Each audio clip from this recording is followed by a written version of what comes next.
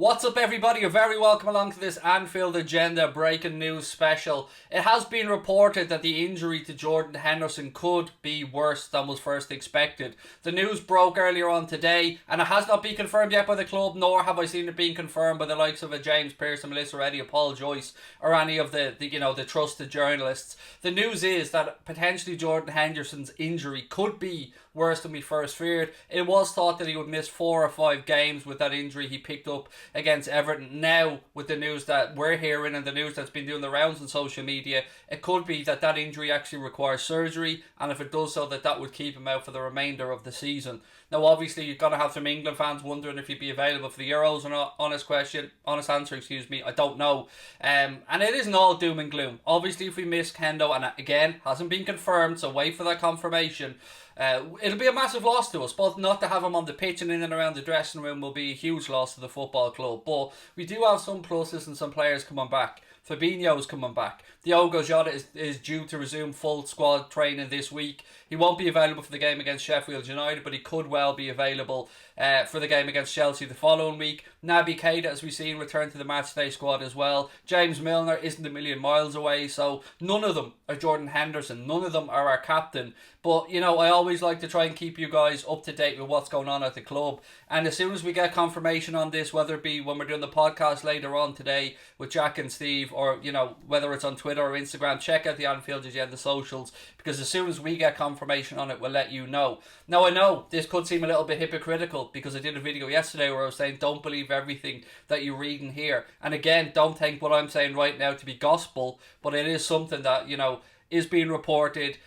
We do have to think about, and, it looked like a bad injury to me at the time. He was in a lot of pain. Now, obviously, he tried to play on in the game. It never looked to me like he was going to be able to do so. Was substituted, and we heard in the media and we heard out there 4 or 5 games, maybe Jurgen Henderson will be out for, and we thought to ourselves, look, it's not great, but it could have been worse. Unfortunately, it looks like it may well be worse. So, again, as soon as we get confirmation on it, I'll let you know. But there are positives, as I said. We've got Naby Keita now, who's available for the manager.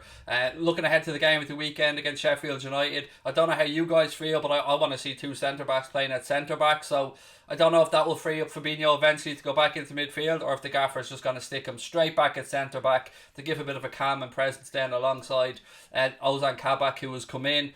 We need to start getting some wins together, folks. We need to start getting some stability together. And again, just to reiterate, so far this season, Liverpool have had 18 different centre-back pairings, and that number may well go up again. If you see Davies starting alongside Kabak, you'd be looking at 19 different centre-back pairings. If you see Fabinho with Kabak, another different centre-back pairing. So the headaches continue for a manager, the headaches continue for us fans. But again, I would implore you to just get behind the team.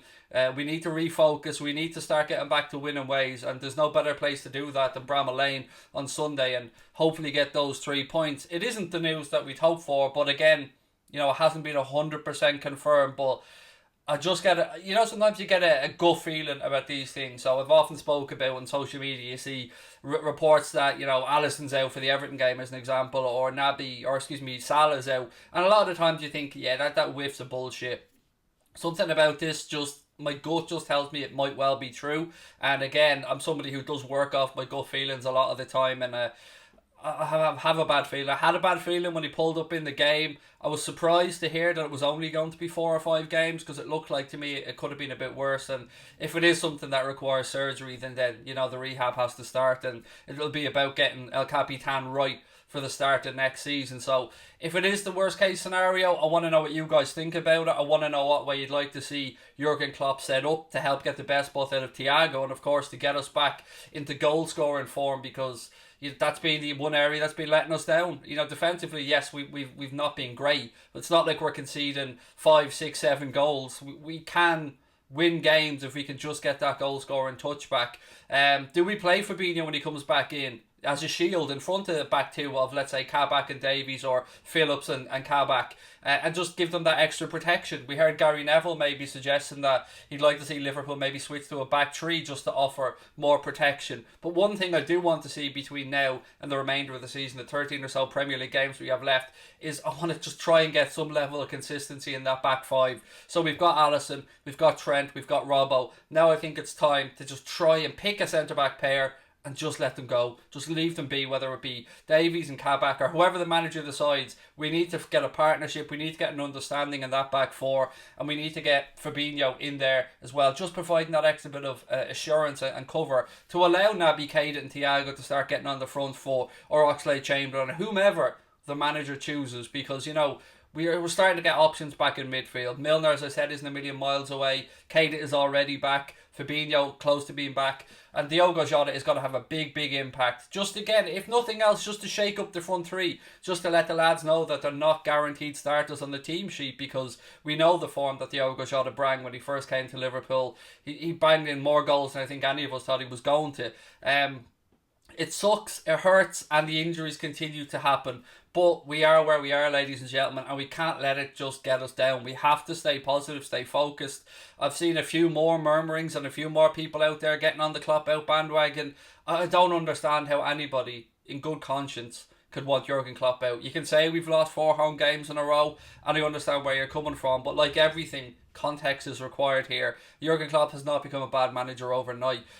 We do need to get in fresh blood in the summer. We do need to bring in some fresh legs. We do need some fresh thoughts as well. Maybe bring in another coach. Maybe switch things up a little bit on the training ground, just to try and keep things, you know, keep the players ticking over, keep the players happy, keep the players enjoying themselves. I'm never going to be on the Klopp out bandwagon. I have to say it will take an awful lot more than a little blip than we've had. And people say, Craig, it's not a little blip. It's a lot more than that. But for me, Jurgen Klopp deserves a chance to build his second team. And as I said, this probably end up being 19 different centre-back pairings at the weekend. That says a lot, because you cannot expect to have any type of a consistent season when you've had to change your back four around so much, or even your back two, your centre-back pairing, which is so important. That's why we've seen such a drive and such an uptake when Van Dijk came in, because he gave us that reassurance. And whether we had a partnership of Van Dijk and Matip or Van Dijk and Gomez, there was always one of them there alongside Big Verge. And when we have him back for pre-season or towards the end of this season, that'll be massively beneficial for us. I hate making these videos coming on here with bad news. It really does. I know it affects everyone, but just keep an eye out for the situation with Jordan Henderson. Keep an eye out for the James Pearces, the Melissa Reddy's, the Paul Joyce, and of course maybe reports coming from the club. And don't take anything as gospel, even stuff coming from me here right now. This is just reported stuff. Keep that in mind. And when it is confirmed by the club or else one, then we'll deal with it. We'll talk about it in greater detail as well. A couple of things to keep an eye out for coming up this week on the channel. I'm going to be recording the podcast later on tonight with Steve and Jack. Really looking forward to that. We'll be touching on the Bobby Firmino situation and lots of other stuff as well. We'll have lots of build up to the Sheffield United game coming up at the weekend. I'll be doing my post-match show there as well. Watch along for that game. We'll have a team announcement or team news announcement show coming up as well. So much stuff, folks, coming up on both of our channels. Tonight I'll be over at Mundo Sport. I'll doing a watch along of Atletico against Chelsea in the Champions League. So I hope you guys can join me over there for that one as well. And as I said, we appreciate your support so much. Try not to let the negative stuff get you down, because we're going through a difficult time as a club right now, but we need to stick together. We need to get behind the boys, and we need to keep believing that we can get a 4th spot this season, get back into the Champions League, and then it'll be over to the owners to see what they can do in the summer with regards to backing the manager, because we do need some new bodies in. We do need to get rid of some players, and you know, that's where we need to be ruthless. And I believe in Klopp. I believe that he will be ruthless. I know he's been loyal to a lot of players, but it'll be him or them that goes, and if anybody's in that situation, you always go for them option. So keep trying to stay positive, folks. I hope you're all safe. I hope you're all well,